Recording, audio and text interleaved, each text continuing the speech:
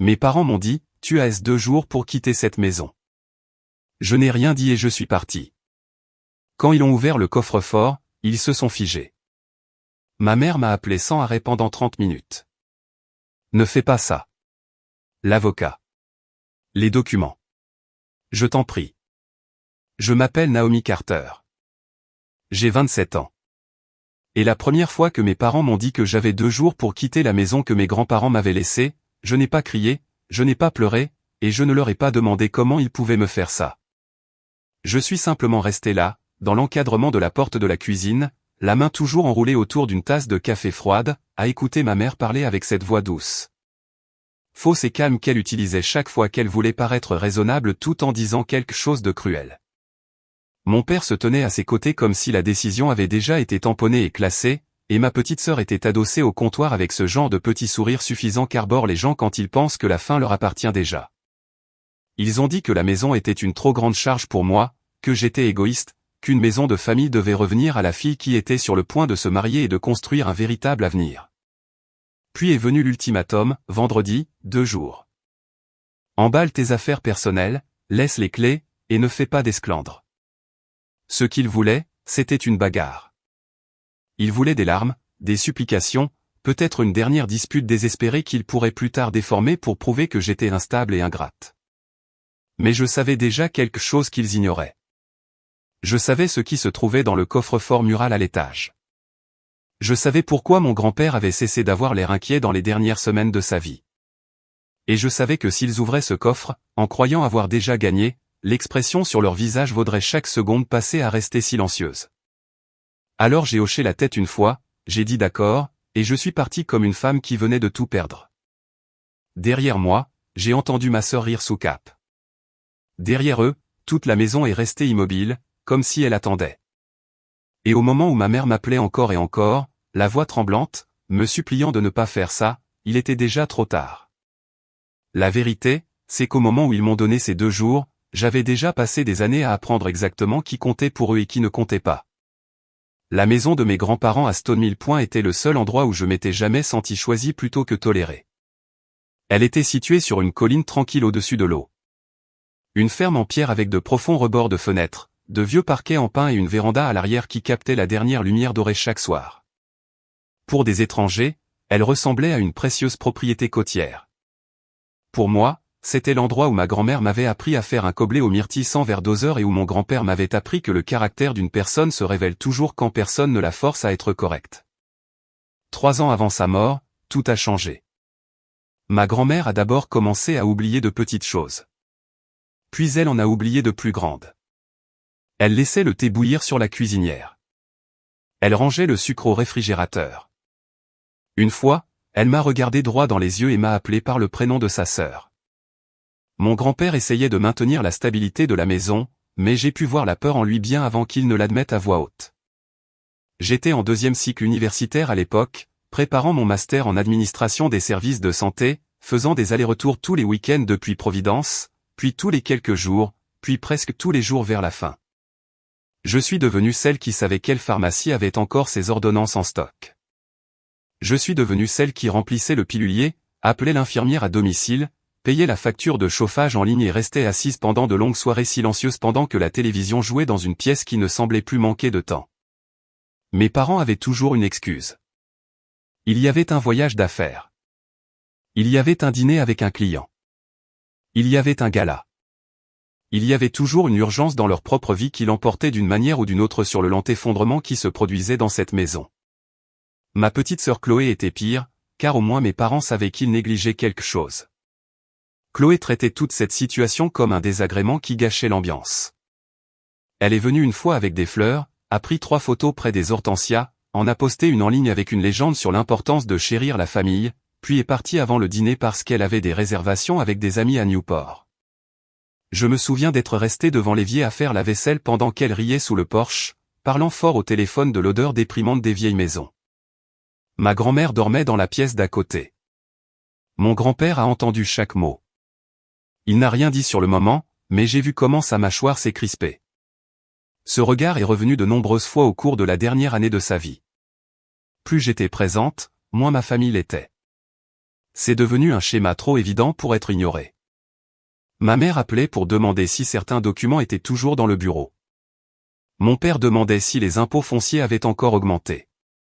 Chloé traversait les pièces comme si elle planifiait déjà où mettre de nouveaux meubles. Personne ne me demandait si je dormais. Personne ne me demandait comment je gérais mes examens universitaires tout en aidant 2 personnes à décliner sous mes yeux. Personne ne demandait ce qu'il en coûtait d'être celle qui restait. Mon grand-père a tout remarqué. À la mort de ma grand-mère, il a changé d'une manière qui m'a fait peur.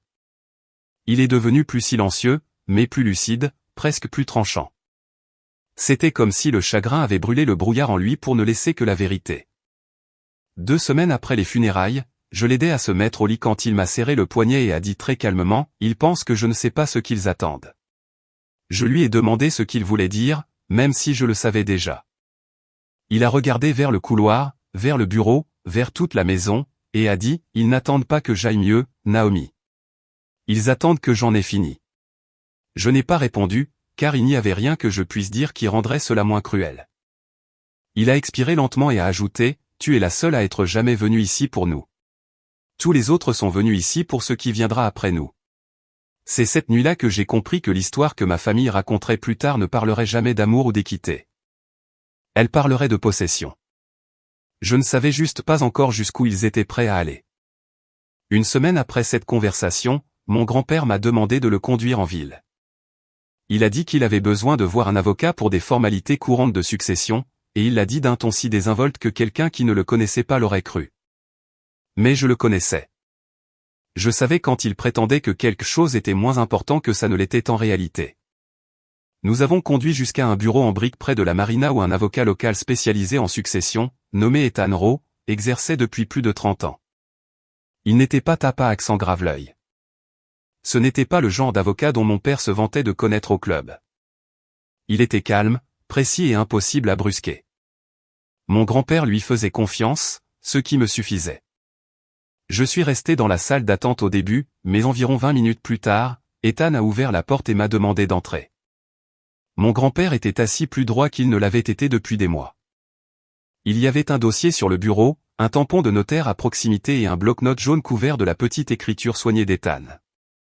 Mon grand-père m'a regardé et a dit, « J'ai besoin que tu écoutes attentivement parce que j'ai fini de faire semblant que tes parents feront ce qu'il faut d'eux-mêmes. » Ce qu'il m'a dit cet après-midi-là a tout changé. Des années plus tôt, lui et ma grand-mère avaient fait un testament qui laissait la maison et le reste de la succession à leur fils et à leur belle-fille, en partant du principe que la famille se comporterait comme une famille. Cette hypothèse avait disparu. À la place, Ethan avait préparé une nouvelle structure, une fiducie irrévocable, un trust. La maison y serait transférée. Le but n'était pas de me rendre riche. Cela comptait pour lui. Il l'a dit plus d'une fois. Ce n'est pas une récompense, Naomi. C'est une protection. La fiducie me nommait unique fiduciaire et m'accordait le droit de vivre dans la maison et de la préserver. Elle rendait également difficile pour quiconque de faire pression sur moi pour la vendre, l'hypothéquer ou la donner. Ethan a même expliqué que si quelqu'un essayait plus tard de contester l'arrangement, la structure elle-même rendrait le sabotage familial impulsif beaucoup plus difficile. Mon grand-père y avait réfléchi dans les moindres et douloureux détails. Il avait vu exactement ce qui allait arriver. Je me souviens avoir dit, « Ils vont me détester pour ça. » Et Ethan, sans lever les yeux de la page qu'il organisait, a répondu, « Ils détesteront la limite, pas la vérité. » Les gens qui se sentent propriétaires de quelque chose appellent toujours cela de la cruauté quand vous refusez de le leur remettre. Mon grand-père a signé ce jour-là. Le notaire a tamponné les papiers. J'ai signé là où Ethan m'a dit de signer.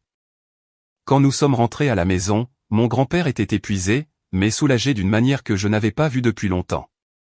Au cours du mois suivant, Ethan et moi avons discrètement réglé ce qui devait l'être. Après le décès de mon grand-père, j'ai revu Ethan, finalisé le transfert de la fiducie et enregistré les documents correctement, mais je ne l'ai pas annoncé. Cette partie était stratégique. Ethan m'a conseillé d'attendre car il pensait que ma famille révélerait ses intentions beaucoup plus clairement s'il me croyait sans défense. Il avait raison. C'est à ce moment-là que j'ai préparé le coffre-fort. Le coffre-fort mural dans le bureau à l'étage avait toujours fasciné ma famille parce qu'il supposait que tout ce qui était vieux et important devait y être enfermé. Alors, Je me suis assuré que lorsqu'il l'ouvrirait enfin, il trouverait exactement ce qu'il méritait de trouver. À l'intérieur du coffre, j'ai placé une enveloppe scellée avec l'écriture de mon grand-père sur le devant. J'y ai inclus une copie notariée des documents de la fiducie, une courte lettre d'Ethan confirmant le transfert effectif, et une clé USB contenant un enregistrement audio que mon grand-père avait fait au cours de ces dernières semaines. Par-dessus tout cela, j'ai placé une seule feuille de papier bien en vue. Elle disait, « Si vous lisez ceci parce que vous êtes venu chercher quelque chose à prendre, alors vous savez déjà pourquoi vous avez été mis à l'écart. » Je savais que ma mère ouvrirait l'enveloppe avec des mains tremblantes. Je savais que mon père resterait silencieux d'abord, ce qui était toujours sa façon de réagir quand il réalisait que le contrôle lui échappait. Et je savais que Chloé continuerait d'insister sur le fait qu'il devait y avoir une erreur, car les gens comme ma sœur ne croient jamais que les conséquences sont réelles avant qu'elles ne les frappent en plein visage. Alors, quand ils se sont tenus dans ma cuisine et m'ont dit que vendredi était mon ultimatum, je n'ai pas discuté parce que le véritable ultimatum n'était pas le mien. C'était le leur. Vendredi était le jour où leur fantasme allait entrer en collision avec des signatures sur papier et la seule chose que les gens avides ne respectent jamais jusqu'à ce qu'elles les ruinent, des preuves. Les 2 jours entre leurs menaces et vendredi ont été parmi les plus étranges de ma vie, car je devais avoir l'air d'une femme se préparant à perdre sa maison tout en me préparant en réalité à la garder. J'ai fait suffisamment de cartons pour rendre la performance crédible. J'en ai étiqueté certains avec les mots « livre »,« manteau d'hiver »,« cuisine », même si je n'avais jamais l'intention de les déménager. Je les ai portés dans la chambre d'amis où quiconque jetant un coup d'œil par la porte penserait que j'abandonnais. En même temps, j'ai sauvegardé chaque email, enregistré chaque SMS et transféré des copies de tout à Ethan. Ma mère a appelé mercredi matin avec une voix mielleuse et a demandé si j'avais trouvé un endroit où loger. Elle a dit qu'elle s'inquiétait de me voir seule. Puis, dans le même souffle, elle m'a rappelé de ne pas prendre l'argenterie ancienne parce que c'était un bien de famille. Mon père a appelé plus tard, feignant d'être raisonnable. Il a dit que faire traîner les choses ne ferait qu'embarrasser tout le monde. Il a utilisé le mot « tout le monde », comme le font toujours les hommes comme lui, comme si préserver son propre confort était un service public. Chloé m'a envoyé par SMS une photo d'une cuisine blanche qu'elle aimait et a écrit « Ce serait incroyable une fois que la maison aura l'air plus jeune ». J'ai fixé ce message pendant 1 minute entière. La maison où ma grand-mère avait perdu la mémoire et où mon grand-père avait perdu sa femme n'était pour ma sœur qu'une photo, avant. Jeudi soir, ma mère a changé de tactique. Elle s'est présentée seule avec un sac en papier rempli de pâtisseries d'une boulangerie que j'aimais à l'université et m'a demandé si nous pouvions s'il te plaît agir en adulte. Elle se tenait dans l'encadrement de la porte dans un manteau crème qui coûtait probablement plus cher que mon premier semestre de manuel scolaire et m'a dit que la famille était très stressée, que le mariage de Chloé approchait, que mon père s'était tellement sacrifié pour nous. Que j'étais peut-être en train de rendre tout cela plus difficile que nécessaire. Je l'ai laissé parler. Je l'ai laissé essayer la culpabilité, la nostalgie, la douceur et le martyre. Puis j'ai dit que j'étais fatigué et j'ai fermé la porte. Le vendredi après-midi, la maison semblait retenir son souffle. Le ciel était plat et froid, ce genre de gris du Rhode Island qui donne à l'eau l'apparence du métal. Ils sont arrivés juste avant 17 h, exactement à l'heure qu'ils avaient dite. Mon père est entré le premier, se comportant comme un homme qui s'attendait à ce que la scène tourne à son avantage parce que les scènes le faisaient généralement. Ma mère a suivi, jouant déjà la personne offensée par mon silence. Chloé est arrivée en dernier, tout en rouge à lèvres éclatant et en assurance, portant de hautes bottes qu'elle n'aurait probablement pas dû porter sur le gravier. Elle a regardé autour d'elle dans le hall et a dit « C'est tout ce que tu as emballé ?» Sans même essayer de cacher l'insulte dans sa voix, je n'ai rien dit. Mon père a demandé la clé du coffre-fort.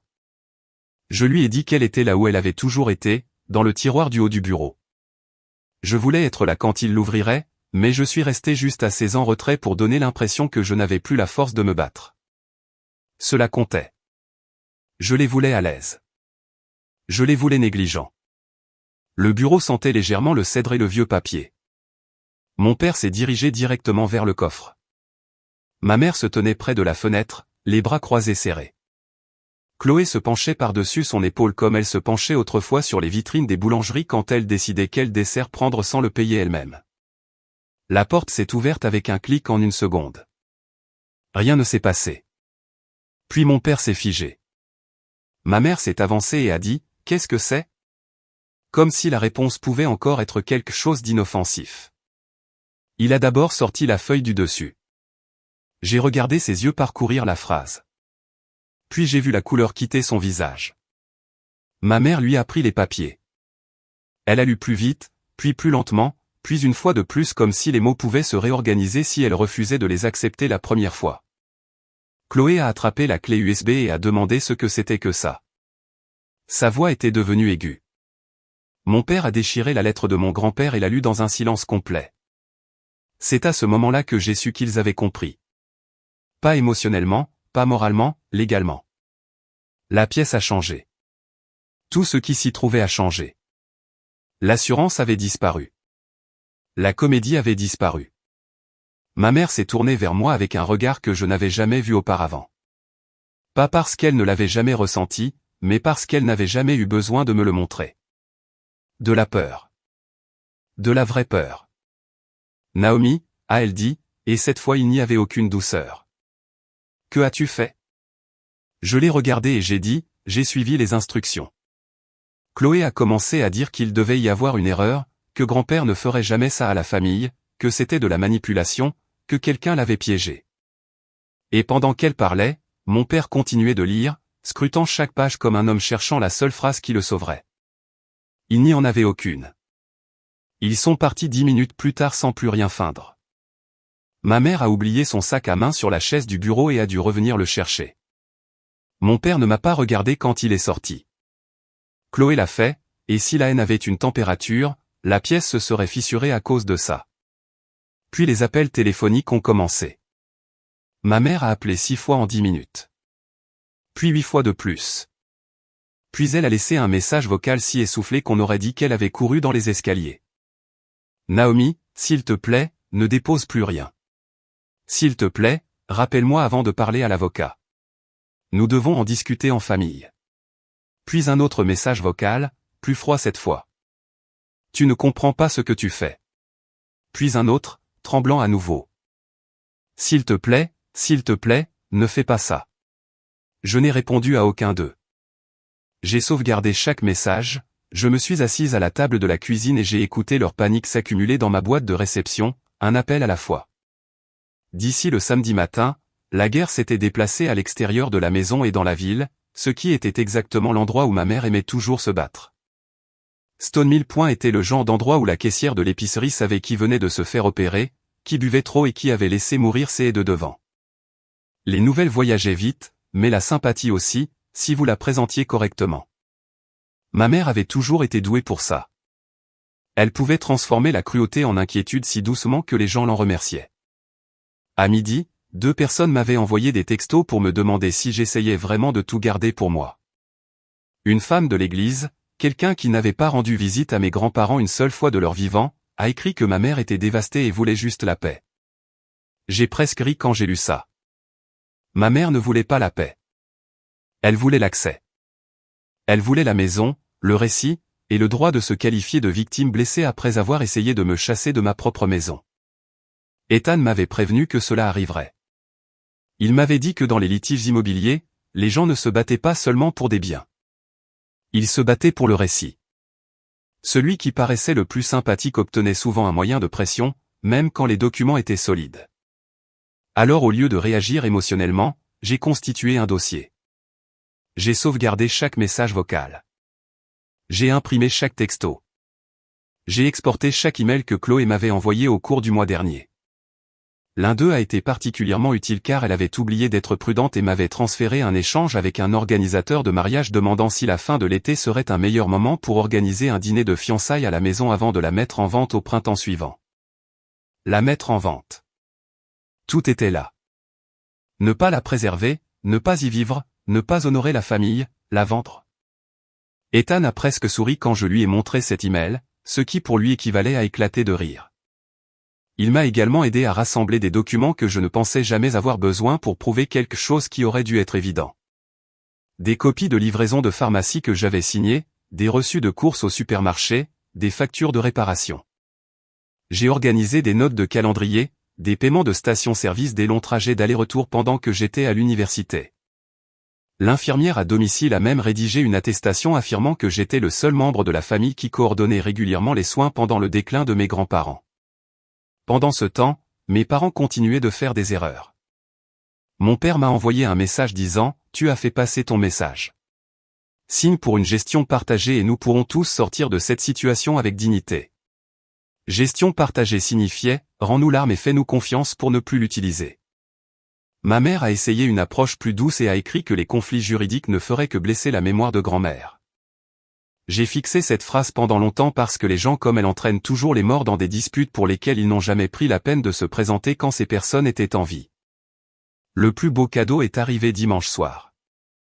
Chloé, furieuse et négligente, m'a envoyé par erreur un message destiné à ma mère. Il disait, si elle ne coopère pas, dis à papa de pousser l'angle de la dette. Elle cédera si elle pense que tout le monde saura pourquoi nous avons besoin de la vente. Elle l'a annulé quelques secondes plus tard, mais pas avant que je n'ai fait une capture d'écran. L'angle de la dette. C'était la première fois que je savais avec certitude que la situation financière de mon père était pire que ce que quiconque n'admettait publiquement. Ethan a creusé un peu plus, légalement et prudemment, et lundi, il en avait assez pour confirmer ce que nous soupçonnions. L'entreprise de mon père faisait faillite. Une ligne de crédit bancaire s'était resserrée. Des dettes personnelles pesaient. Il ne voulait pas de la maison parce qu'elle représentait la tradition. Il la voulait parce qu'elle représentait une échappatoire. Une fois que j'ai compris cela, tout a pris sens. La fausse urgence, l'ultimatum de 2 jours, la pression.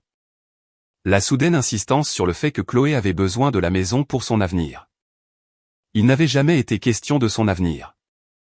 Elle n'était que la plus jolie histoire qu'ils espéraient utiliser pour faire passer un vol pour du sentimentalisme.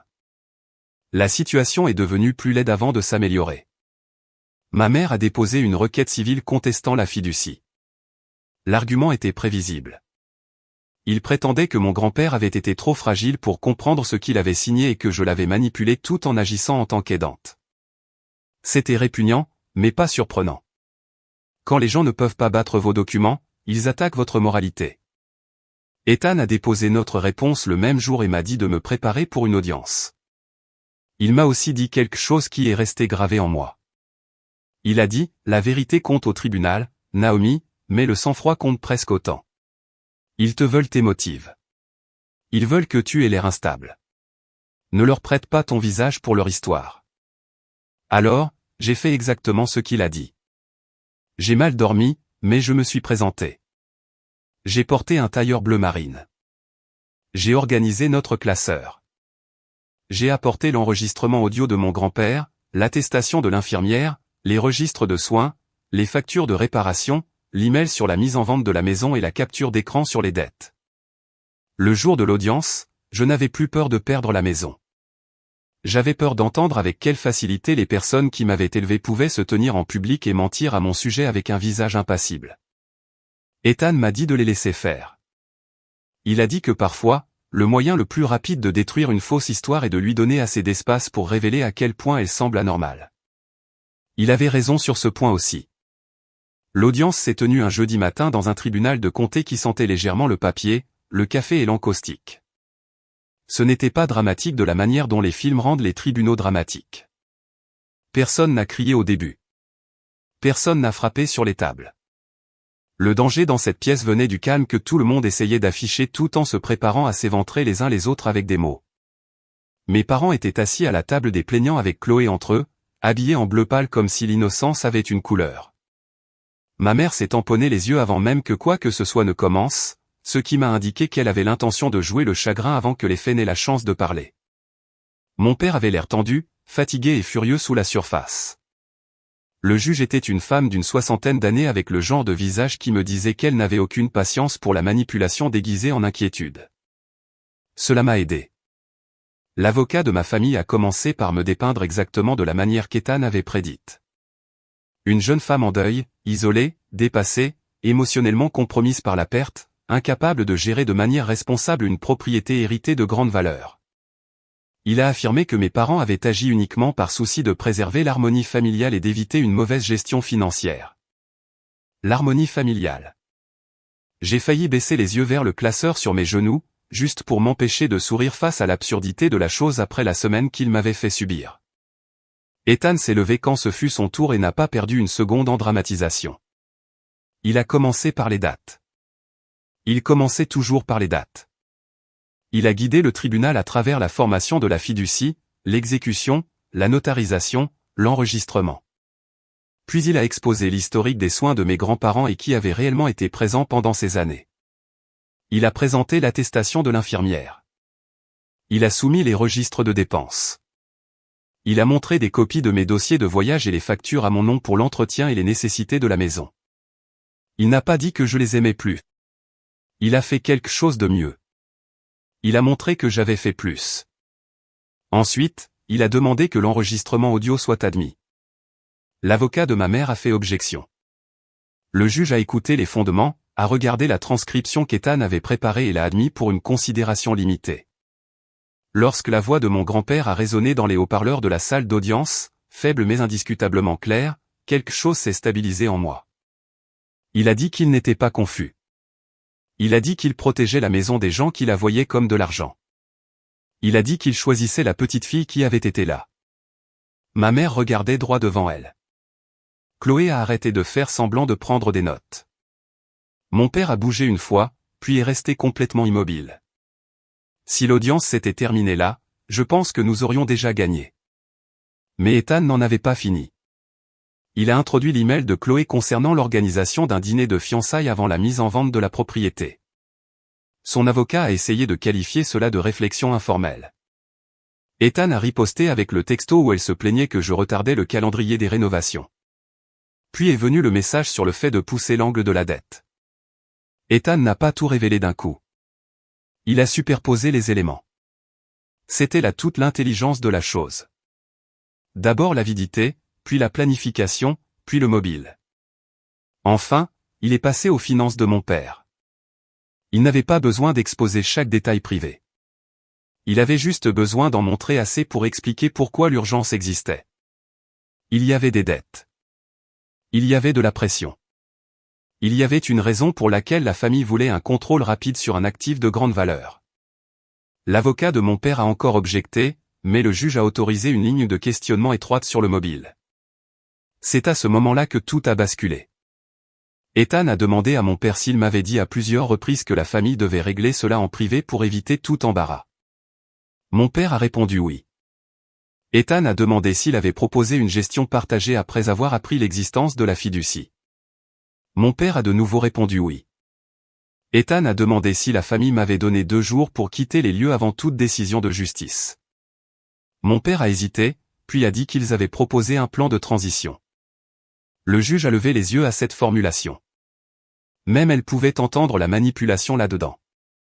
Puis Ethan a posé la question qui a finalement arraché le masque. Il a demandé, « Monsieur Carter, étiez-vous sous pression financière au moment où vous avez tenté de forcer l'accès à la maison ?» Mon père a essayé d'esquiver. Il a dit, « Chaque famille a des pressions. » Ethan a demandé à nouveau, plus spécifiquement, « Cherchiez-vous ou non à obtenir le contrôle immédiat de la propriété parce que vous pensiez qu'une vente ou un refinancement pourrait soulager ces pressions ?» Mon père a regardé le juge, a regardé son propre avocat, puis m'a regardé. Pendant une seconde, j'ai vu le vieil instinct en lui, celui qui choisissait toujours la domination plutôt que la prudence. Et puis il a prononcé la phrase qui les a achevés. Il a dit, « Nous avions juste besoin qu'elle arrête d'être égoïste assez longtemps pour signer afin que la famille puisse stabiliser les choses. » Le tribunal est devenu silencieux de cette manière totale dont le font les pièces quand quelqu'un vient d'admettre trop de choses pour pouvoir un jour faire machine arrière. Il avait transformé l'inquiétude en stratégie et la famille en moyen de pression en une seule phrase. Le juge lui a demandé de clarifier. Il a essayé de faire marche arrière. Il a dit qu'il voulait dire que tout le monde en bénéficierait. Mais le mal était fait. La requête ne consistait plus à me protéger d'une mauvaise gestion de la propriété. Il s'agissait de faire pression sur moi pour que j'en cède le contrôle. Quand le juge a rendu sa décision, elle a été précise et froide. Elle a maintenu la fiducie. Elle a rejeté la contestation dans son intégralité. Elle m'a reconnu comme la seule fiduciaire légitime. Elle n'a trouvé aucune preuve crédible d'influence indue et a noté que les preuves documentaires montraient de manière écrasante que j'avais été l'aidante principale et l'intendante de la propriété. Puis elle s'est adressée à la conduite de ma famille. Elle a critiqué la tentative de faire pression sur moi pour que je quitte les lieux avant toute résolution légale. Elle leur a ordonné de payer une part substantielle de mes frais de justice. Elle a également émis une ordonnance civile leur interdisant d'entrer dans la propriété ou de me contacter en dehors des voies légales pendant 2 ans, à moins que je n'y consente expressément par écrit. Ma mère a alors pleuré pour de vrai, non pas parce qu'elle m'avait perdu, mais parce qu'elle avait perdu le contrôle de l'histoire. Chloé avait l'air de quelqu'un à qui on avait coupé le souffle. Plus tard, j'ai appris que la famille de son fiancé avait reporté sa contribution financière au mariage après avoir réalisé que la maison, dont elle avait laissé entendre qu'elle ferait partie de leur avenir, ne lui appartiendrait jamais. Le mariage n'a pas été annulé, mais le fantasme oui. Mon père est sorti du tribunal avec l'air plus petit que je ne l'avais jamais vu. Dans une ville comme la nôtre, les gens n'ont pas besoin d'un scandale formel pour savoir ce qui s'est passé. Ils ont juste besoin d'assez de vérité pour commencer à relier les points. Dans les 2 semaines qui ont suivi, il a discrètement démissionné d'un conseil de collecte de fonds local qu'il avait toujours utilisé pour peaufiner sa réputation. Personne n'a annoncé pourquoi. Personne n'a eu à le faire. Ma mère a appelé une fois de plus depuis un numéro inconnu ce soir-là et a laissé un message vocal auquel je n'ai jamais répondu. Elle a dit que j'avais humilié la famille. Je l'ai écouté en me tenant dans ma cuisine et j'ai pensé, non, vous l'avez fait vous-même à la seconde où vous avez essayé de me jeter hors d'une maison que j'avais passé des années à protéger. Pendant que vous étiez trop occupé à planifier ce que vous pourriez en faire une fois les personnes âgées parties, je suis retourné à Stone Mill Point le même après-midi où l'audience s'est terminée. Le trajet m'a semblé plus court que d'habitude. Peut-être parce que, pour la première fois depuis des semaines, je ne conduisais pas vers une menace. Je rentrais chez moi. La maison avait exactement la même apparence depuis la route, ce que j'ai aimé plus que je ne peux l'expliquer. Les mêmes murs de pierre, la même rampe de porche patinée par le temps, le même bosquet d'arbres se penchant légèrement sous le vent venant de l'eau. Rien en elle n'annonçait la victoire. Elle était juste toujours là, ce qui était suffisant. J'ai déverrouillé la porte d'entrée et j'ai pénétré dans le silence qui m'avait maintenu entière plus de fois que je ne pourrais compter. Je suis resté dans le hall pendant 1 minute sans enlever mon manteau. Puis j'ai marché jusqu'à la cuisine, j'ai mis la bouilloire à chauffer et j'ai attrapé la vieille tasse en céramique que mon grand-père utilisait tous les matins. Elle avait un petit éclat près de la anse et un bord bleu délavé. J'ai emporté mon thé sur la véranda arrière et je me suis assise là où la lumière frappait les planches en fin d'après-midi. De là, je pouvais voir l'eau et la bordure du jardin que ma grand-mère adorait, même après avoir oublié les noms de la moitié des fleurs qui s'y trouvaient. Je pensais que je me sentirais triomphante d'une manière bruyante et éclatante. Ce ne fut pas le cas. Ce que j'ai ressenti à la place était propre, clair, comme si la pression dans ma poitrine avait été relâchée un tour prudent à la fois. Je n'ai pas sauvé la maison parce que j'étais plus forte que tout le monde ou plus intelligente que tout le monde ou plus froide que tout le monde. Je l'ai sauvée parce que je suis resté quand rester était difficile. C'était là toute la vérité. Je suis resté quand les bilans des médecins devenaient répétitifs et tristes. Je suis resté quand il fallait payer les factures, porter les courses et que les nuits semblaient trop longues. Je suis resté quand il n'y avait rien de glamour là-dedans, rien de rentable là-dedans et aucun public pour m'applaudir. Et à la fin, cela importait plus que le charme, plus que les droits, plus que le sang. C'est la leçon à laquelle je reviens sans cesse. Le sang peut lier les gens, mais il ne les rend pas automatiquement aimants, sûrs ou dignes de confiance. La vraie famille ne se définit pas par ceux qui exigent l'accès quand quelque chose prend de la valeur. La vraie famille se définit par ceux qui restent présents quand la vie devient difficile, gênante et peu photogénique. Il y a autre chose que cette histoire m'a appris, et je pense que c'est important pour quiconque m'écoute et qui a déjà été manipulé par le mot famille. L'amour sans limite peut être exploité. La gentillesse sans preuves écrites peut être réécrite, et la loyauté sans respect de soi peut se transformer en cage. Se protéger ne fait pas de vous quelqu'un de cruel. Conserver des dossiers ne fait pas de vous un calculateur. Refuser d'abandonner ce que vous avez construit, préservé ou dont vous avez pris soin ne fait pas de vous quelqu'un d'égoïste. Parfois, la chose la plus responsable qu'une personne puisse faire est de mettre la compassion et l'épreuve dans la même main. Ce n'est pas de l'amertume. C'est de la sagesse. J'ai regardé à travers l'eau, j'ai pris une longue gorgée de thé, et j'ai repensé à quel point j'avais voulu par le passé que mes parents deviennent les personnes que j'espérais secrètement qu'ils soient sous tout ce contrôle et cette comédie. Mais la paix est venue quand j'ai arrêté d'attendre cette version d'eux et que j'ai commencé à croire la version qu'ils m'avaient déjà montrée. La maison était calme. Les planches du porche craquaient doucement sous ma chaise. Quelque part près de l'eau, une mouette a crié une fois, puis tout s'est apaisé de nouveau. J'avais toujours 27 ans. J'étais toujours seul sur ce porche. Mais pour la première fois depuis longtemps, être seul ne ressemblait pas à un abandon. Cela ressemblait à de la liberté. Si vous avez déjà eu quelqu'un qui a utilisé la famille, la culpabilité ou l'obligation pour vous expulser d'un endroit que vous avez gagné par l'amour et le sacrifice, j'espère que cette histoire vous rappelle que votre silence ne doit pas nécessairement signifier l'abandon. Et votre gentillesse n'exige pas de vous trahir vous-même.